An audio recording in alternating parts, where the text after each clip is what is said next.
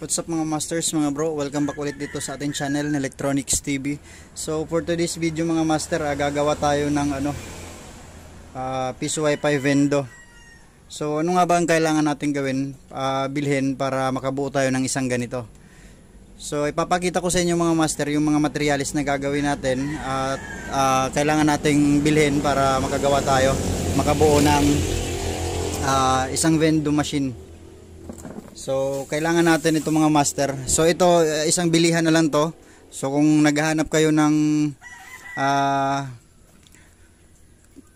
tindahan o kaya mabibilhan ng ganito na isang set na mabibili nyo, tapos kulang na lang, internet na lang yung kulang, tsaka yung box eh.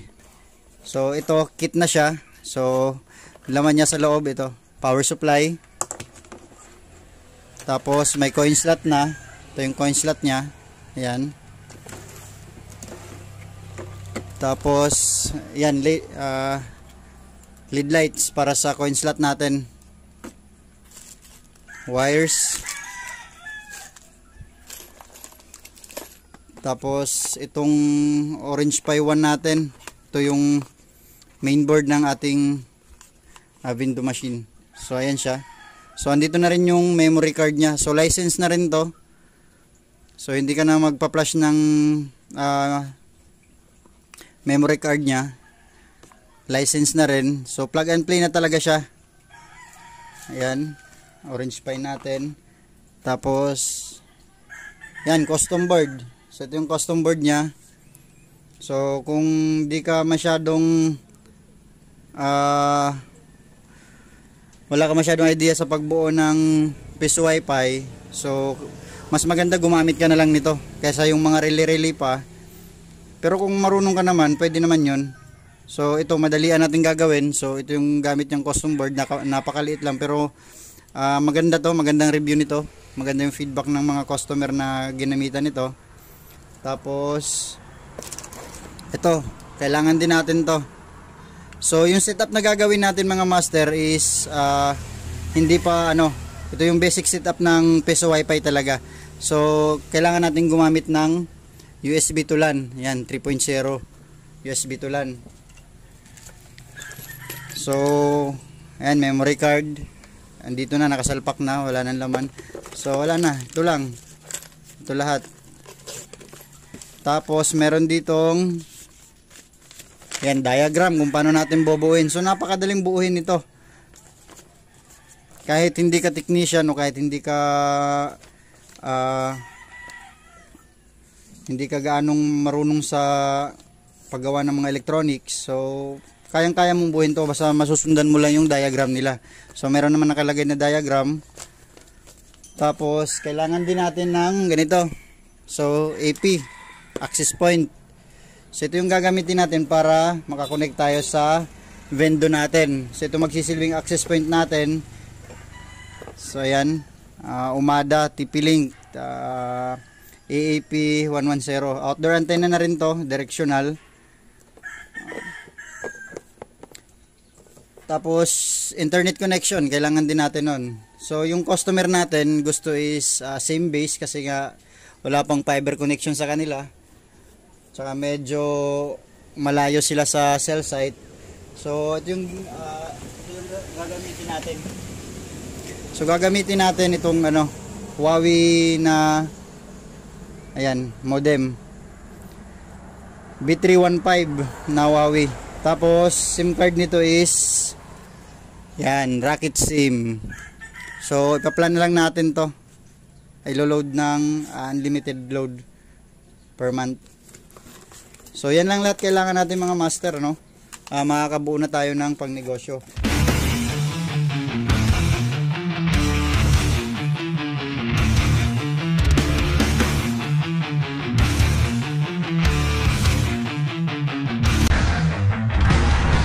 So ngayon, ito pa pala, kailangan din natin ng box. So ito, fabricated na siya. Bumili na lang tayo ng buong box na para hindi na tayo magkumpuni ng box. Hindi na tayo gumawa.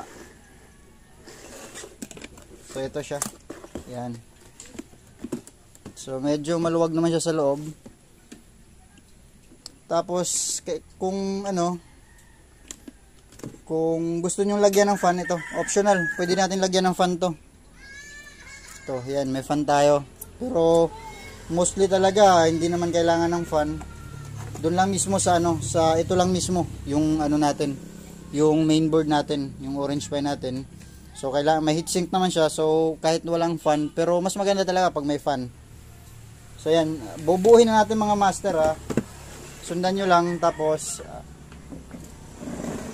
ikakat ko lang yung video kung ano, kung medyo matagal. So una natin gagawin, kukunin natin to. Ayan. Tapos salpak natin yung memory card.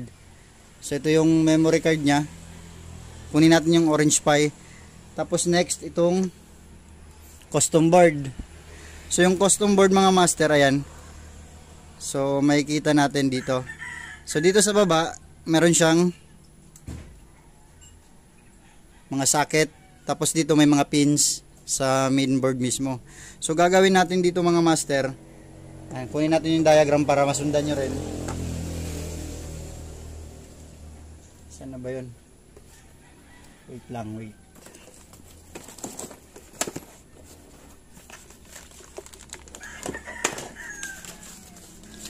So ito yung diagram nya, baliktad. So ayan siya, ito yung Orange Pi natin, tapos ito yung custom board natin.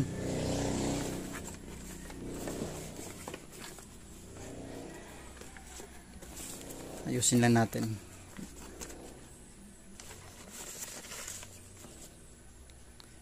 So ayan. So kunin natin yung Orange Pi natin, main board, tapos lagay natin tong custom board. So dapat ito yung custom board natin, andito yung power supply nito. So mapapansin nyo dito, ayan. Ito yung custom board, nakapatong lang siya. So gagawin natin, isasalpak natin to. Ito yung butas, yung pinakaunang dalawang butas, talagang swak dito sa may unang dalawang pins din ng mainboard natin. So gagawin natin, isasalpak lang natin ganyan. So make sure lang mga master na salpak talaga siya, ganyan. So ayan siya, oh. Salpak na salpak. Tapos next na gagawin natin, coin slot. So dito, asan yung coin slot? So ayan, coin slot. So ito yung para sa coin slot. So mapapansin natin, andito siya. Ito yung para sa coin slot. So yung coin slot, na pag bumili tayo ng coin slot mga master, meron siyang kasamang ano, meron siyang kasamang wires.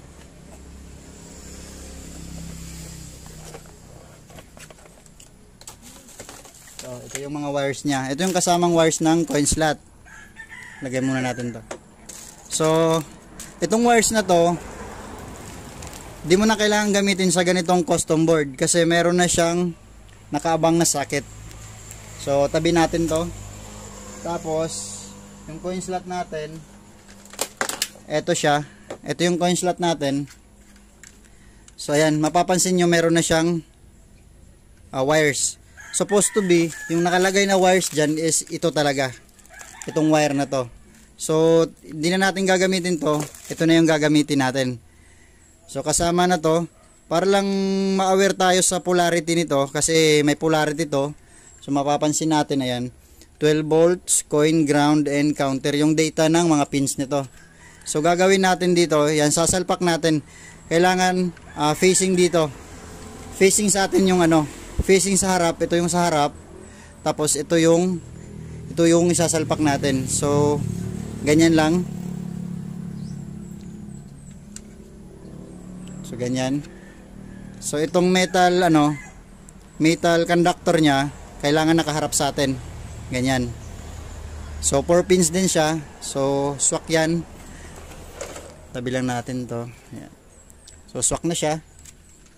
Tapos lagay natin dito. Tapos dito naman, yung pinakadulo, so ito siya, may salpakan siya. So hindi na kayo mahirapan kung mabaliktad man o hindi, kasi dito, ayan, meron na siyang socket. Yan, swak na swak din yan dyan.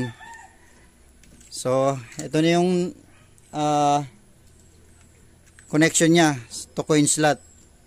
So next na gagawin natin ay yung permanent light indicator. So ito yon. So kasama na pala to sa kit. Pag bumili kayo ng kit, so kasama na to. Tapos ito siya. Dito natin nilalagay sa gitna. So meron na rin siyang meron na rin siyang tawag dito. Ayan, socket para salpak agad. So ayan na siya. So ito yung magiging permanent light natin dito sa ating box. So pwede nating ibutas na lang dito o kaya dito, as long as makikita natin na umiilaw siya. So tatlong ilaw to, green, yellow and red. So yellow is booting up. Malalaman natin pag nagbo-boot yung vendo natin. So color yellow siya. Antayin lang natin mag-red. Pag red na siya, yung kulay nito, pag nag-red na siya, so ready to na to. Ready to connect. So pwede na tayong maghulog ng piso dito. Tapos next natin gagawin is yung yung LED frame. Ito yung LED frame natin, LED light. So option na lang din to. Kung gusto nyo walang ganito, pwede rin. Kung gusto nyo fan yung gamitin nyo sa socket ng natin, custom board natin. So depende sa inyo kung anong gagawin nyo.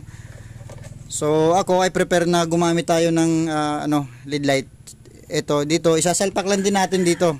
So napapansin natin tatlo yung salpakan. So ayan siya, salpak natin dito sa pinakauna. So 2 pins lang din to. So tatandaan nyo lang mga master, yung custom board natin 2 pins, 3 pins, tsaka 4 pins. So yung first pin, ito yung first socket dito, 2 pins lang to. So ito yung 12 volt supply din to. Yan. 12 volts. Then ito para sa LED indicator niya, permanent light. Tapos ito ay sa coin slot. So ayan, nasusundan yung mga master So next na gagawin natin, so ayan na siya. So ayan na. So next na gagawin natin yung naman, yung USB to LAN. So kunin natin yung USB to LAN natin. Ito yung USB to LAN natin 3.0. So dito natin i-connect sa may USB port ng ating Orange Pi sa ating mainboard. So salpak lang natin ganito. Yan. So ayan siya. So ito na yung setup niya mga master. Ngayon, ang kulang natin is yung power supply. Power supply, dito natin isasaksak yan sa custom board para magkaroon ng power. So ito siya. So dyan natin isasalpak yan. Tapos ngayon naman, buo na yung vendo natin. Buo na to. Kailangan na lang natin is yung access point naman. So dito na papasok ayan, access point natin. So gamit nating access point is TP-Link AAP 110. So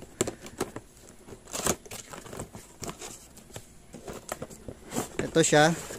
Ganito yung itsura niya.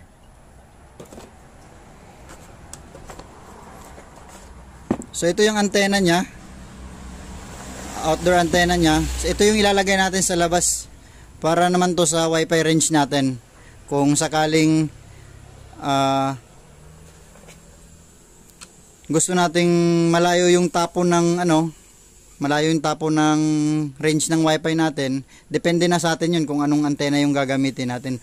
So kami dito sa ginagawa namin, we prepare na ito yung pinaka basic na setup na ginagawa namin. So itong AAP 110. So pwede rin naman yung basta maraming may compass, may iba-ibang klase ng access point antenna. So depende na lang kung ano yung gusto ng customer.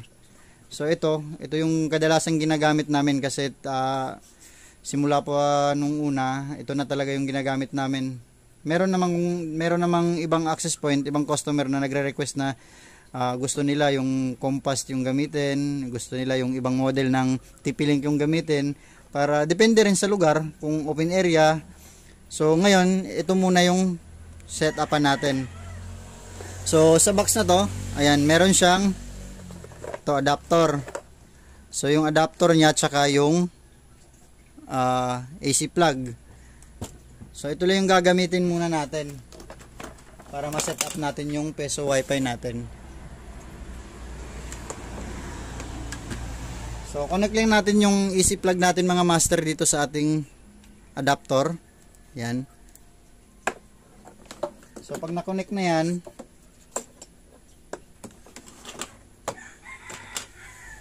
yan. Ayusin natin yung camera. Tapos dito, nabubuksan to, yan. Buksan lang natin. So ayan, may nakikita tayong LAN port. So dito na tayo papasok at kakailangan natin ng LAN cable. So ngayon naubusan tayo ng short na LAN cable. Ito muna yung gagamitin natin.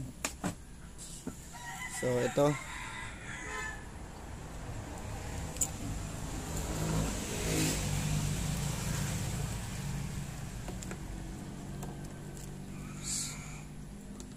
Yan.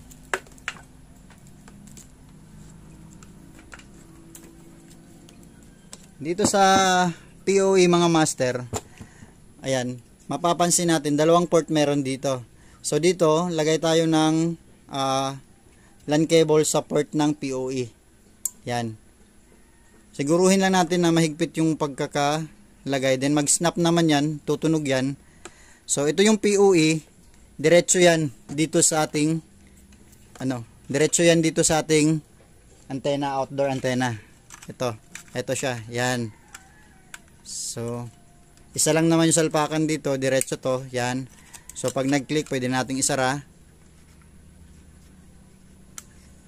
So, ayan. Nakabit na natin.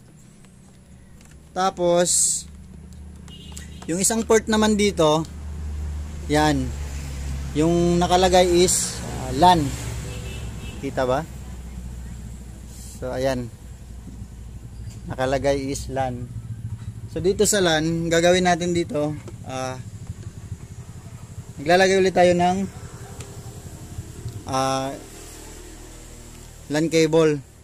So ayan.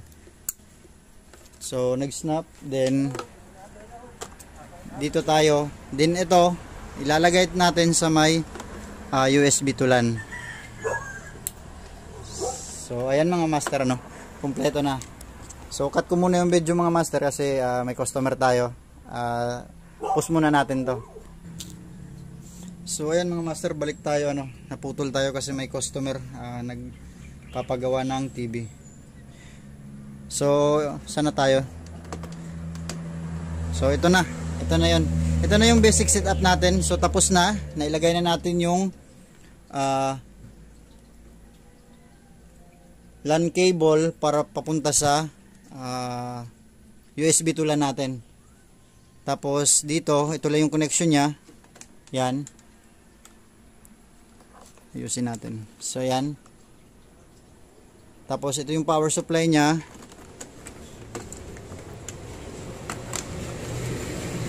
So ito yung power supply nya, nakakabit na. So gagawin natin dito mga master, sasaksak na lang natin para matesting natin kung gumagana siya. Testing natin. So basic setup lang muna to.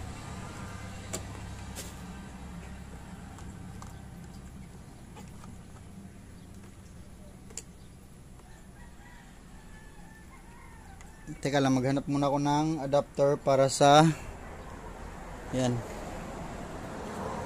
PoE na sa access point natin.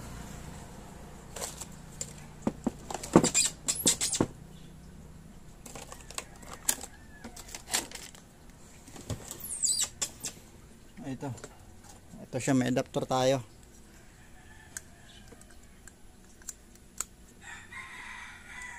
So ayan na siya mga master, ano. Yan, supply na yung kulang natin.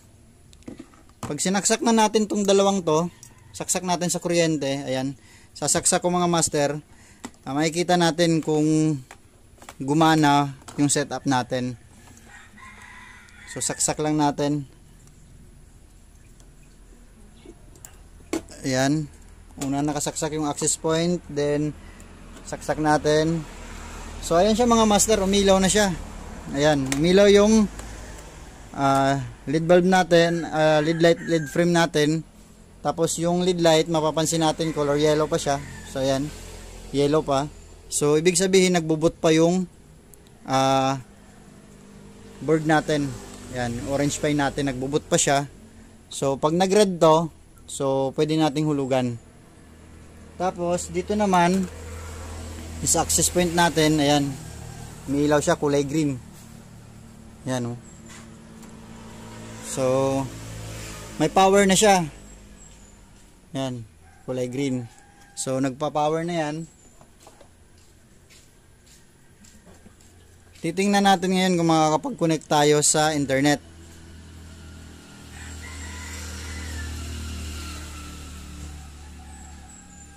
So check lang natin yung wifi.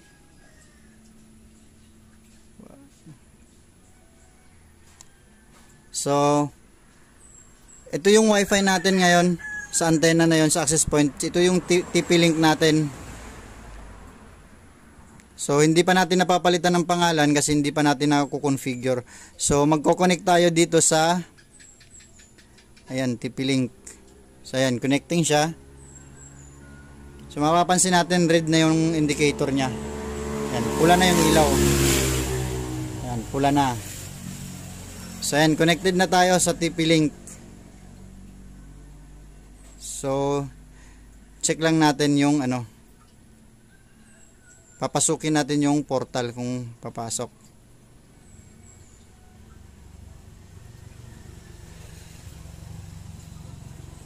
So connected tayo.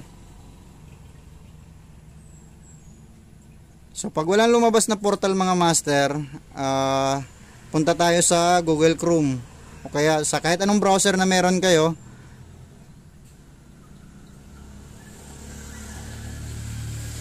Hanapin lang natin yung Google Chrome. Yan.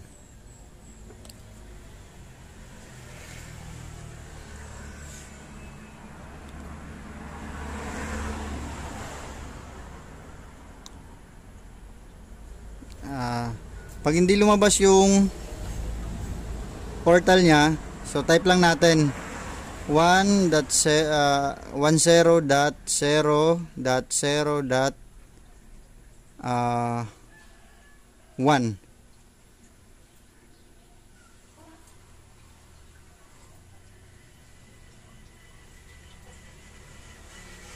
So antayin lang natin.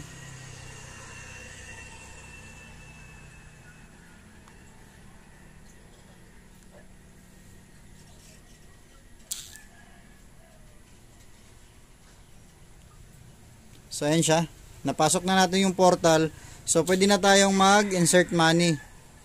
So ayan, insert money. May tunog to. So ayan, hinaan lang natin.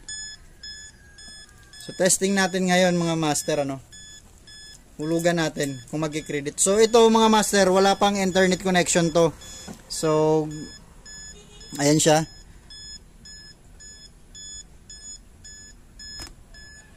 So try lang natin yung piso. So ayan siya, nag-credit na 10 minutes. Then ulitin ulit natin yung piso. So ayan, tumunog ulit. So 20 minutes na yung credit natin. So done paying tayo. So ayan, connected na tayo sa ating internet vending machine. So ayan, connected siya. Pwede na tayong mag-browse. So sa case na to, hindi pa tayo makapag-browse kasi wala pang internet connection. So kung may internet na to, pwede na tayong mag-YouTube, Facebook, ML, gumamit ng internet. So sa nagtatanong pala kung saan natin ikakabit yung internet natin sa ISP natin, halimbawa meron kayong fiber connection, so gamit lang kayo ng LAN cable, dito nyo isaksak dito. Halimbawa naman yung gagawin natin is same base, so ganun rin. So ito yung modem natin, yan. So saksak lang tayo ng LAN cable dito, tapos yung dulo dito natin ilalagay sa orange pipe board natin. Ito katabi ng USB port. So yan lang muna mga master yung basic setup natin. Tsaka kung hindi ka pa nakasubscribe sa channel natin, pwedeng pa-subscribe at pahit na rin ang notification bell para updated tayo sa bagong upload natin. So sa nagtatanong kung paano nga palitan tong by next video gagawa natin paano natin i-configure yung TP-Link na maging kapangalan ng customer, kung anong pangalan na gusto ng customer. So yan, gagawa natin ng video yan. So that's all for today's video mga master, and peace out.